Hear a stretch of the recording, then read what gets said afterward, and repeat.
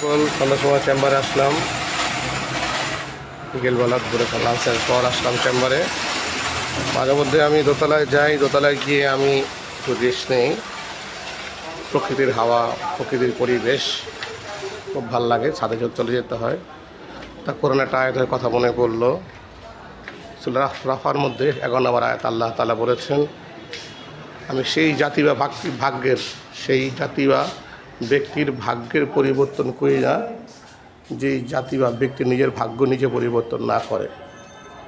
এই হাদিসটা যখন পড়ি তখন আমার পরিশ্রম বেড়ে যায়, আমার রোগীকে দেখার পরিশ্রম বেড়ে যায়, সূক্ষ্মতা অবলম্বন করি, পরিশ্রম করি, আল্লাহর কাছে যখন বেশি বেশি চাই, সেই আল্লাহর কাছে বলি, হে আল্লাহ আমার ভাগ্যকে আপনি সুন্দর করে দেন।